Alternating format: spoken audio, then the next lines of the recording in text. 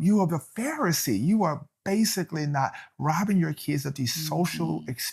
opportunities, kids in the whole neighborhood, but they're sitting at home, Mhm. because they can't do it. What do you think that does Mhm. to a kid? When it is time for them to start making their own decisions, they won't even know I don't how even know how. because you've cultivated this sense of dependency. So when you're no longer there, they're making whatever decisions their friends are Yes. making. Every time you say cannot, thou shalt not, will not, you will not, I Mhm. guarantee you they're going to figure out a way to push that envelope. And figure out how to do it. Right, right.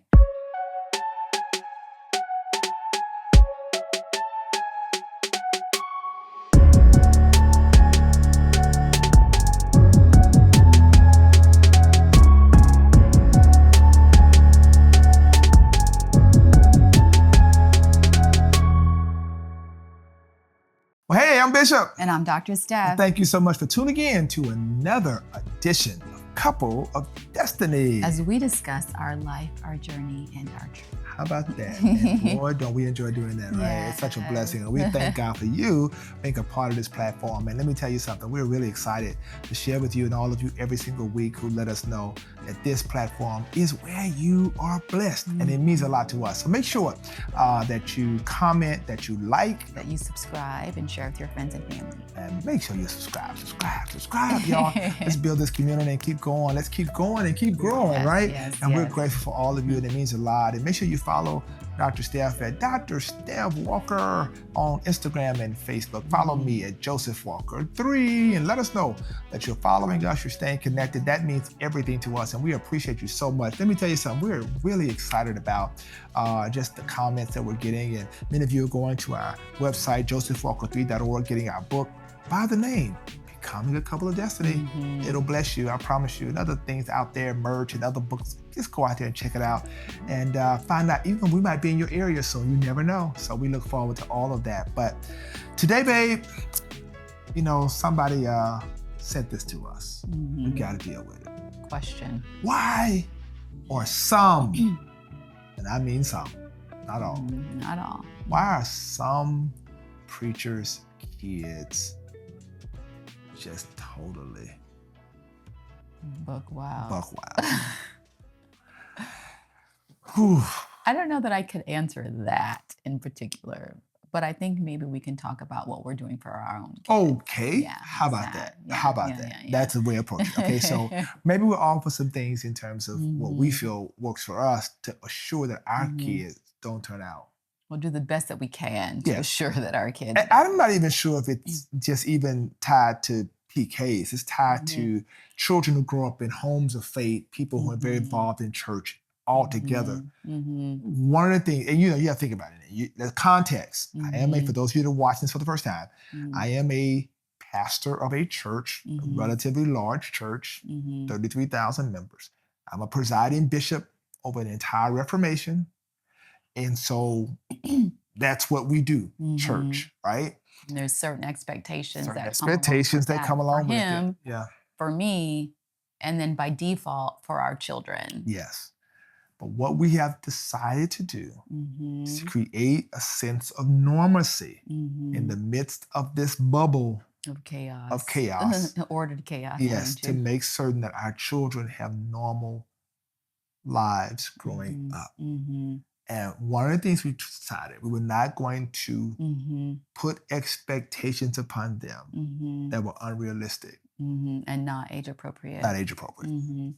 I think because it starts from sort of going back to the original question, why do we think, that happens to some kids that are in similar situations? And I mean, from what I have experienced through other friends, sort of contemporaries my age, in terms of what they've told me about themselves and their own respective upbringings, what the common thread is, I couldn't do this, I couldn't do that. They made me do this, they made me do that. I always had to be here, I always had to be there, and I couldn't do the things that I wanted to do necessarily. And I was looking at my friends and they were able to do this, that, and the third, and I could never be a part of those things.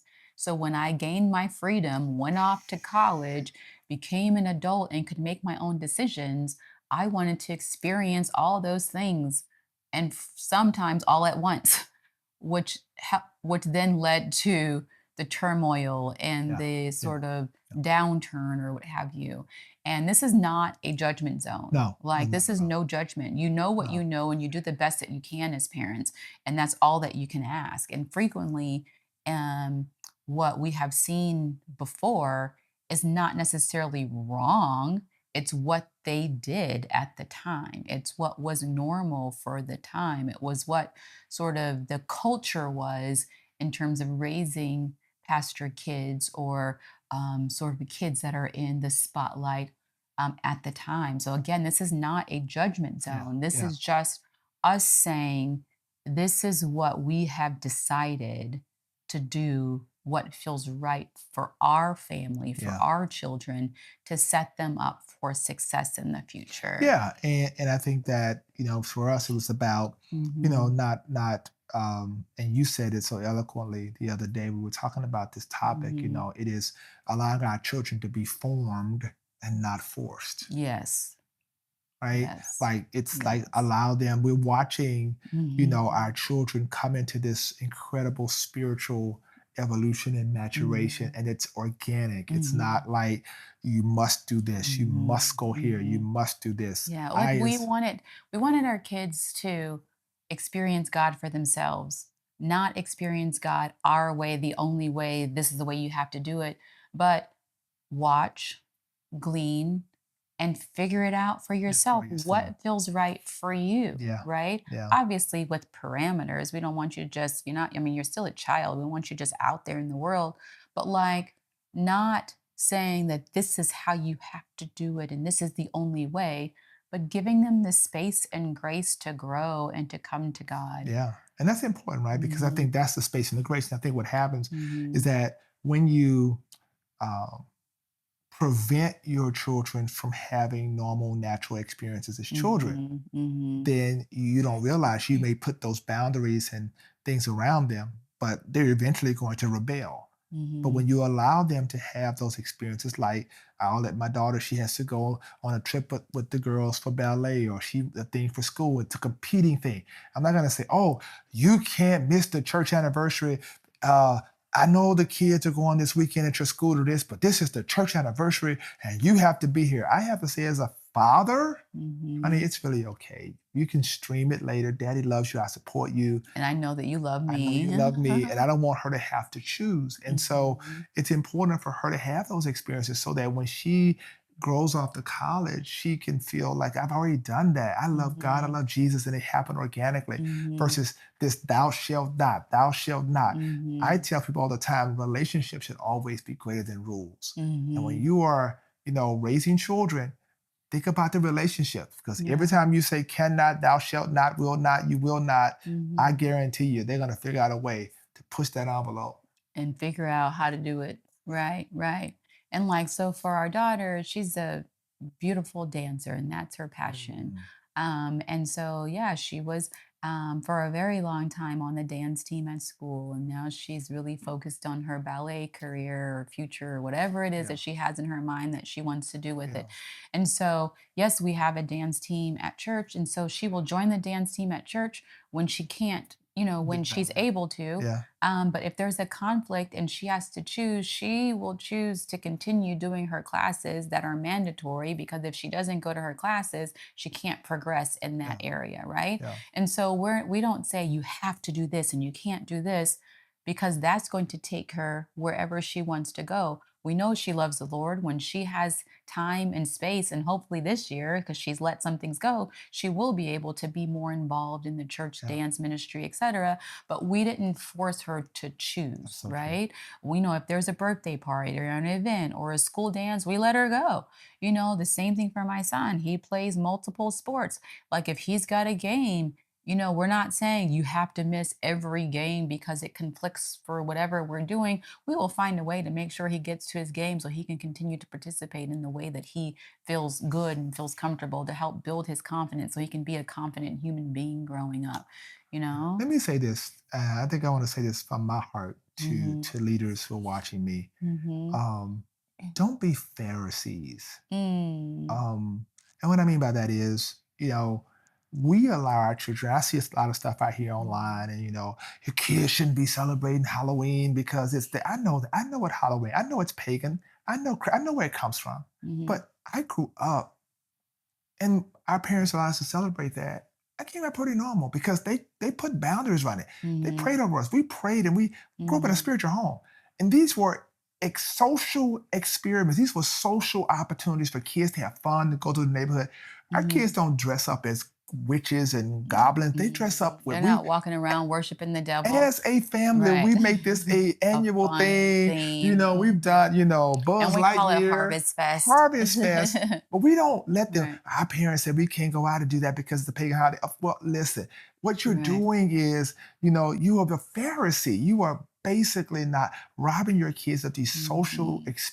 opportunities, kids in the whole neighborhood, but they're sitting at home, Mhm. because they can't do it. What do you think that does Mhm. to a kid, right? Right. And for us, you know, we've kind of allowed our kids to have those experiences, to go when Mhm. they were younger to the Easter Bunny, but they also know why Jesus died. They know Mhm. Easter Yeah. is not about the Easter Bunny, but I Right. wasn't gonna let my kids not take a picture with the Easter Bunny because that ain't what Christmas, that ain't what Easter's You about. can't Or go to that's the what. Easter egg hunt and Oh everybody's man, having an Easter egg hunt. that's your Right. Pharisee. You're just Right. so strict to that. And the same with Christmas, like the whole idea with Santa Claus, Jesus being the reason for the season. Yeah, Yes, my kids know that Jesus is the reason for the season, but they would prefer to have, they would also like, let me say, to have gifts under the they tree, would. right? And so, like, being able to balance, making sure that your kids have a very strong foundation Yeah, of information yeah, from which they are working from, yeah, but then sprinkle it with a little bit of fun. yeah. Like, there's nothing There's wrong nothing with wrong with that. that. Can I tell you something?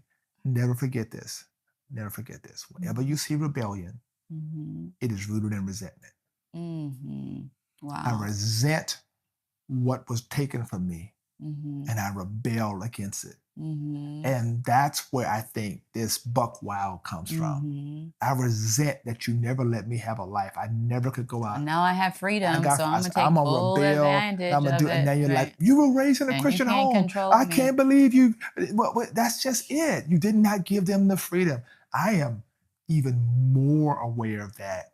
And Lord, y'all pray for this brother right here. My daughter turned 13, right? And I know what that means, right? And I Mhm, know what's gonna start knocking on the door, what's gonna start calling, right? But as a father, I have to have those conversations with my daughter. mhm, As a father, as a man, how she mhm, understands boys will come from me. mhm, And how our son understands women will come from his mother.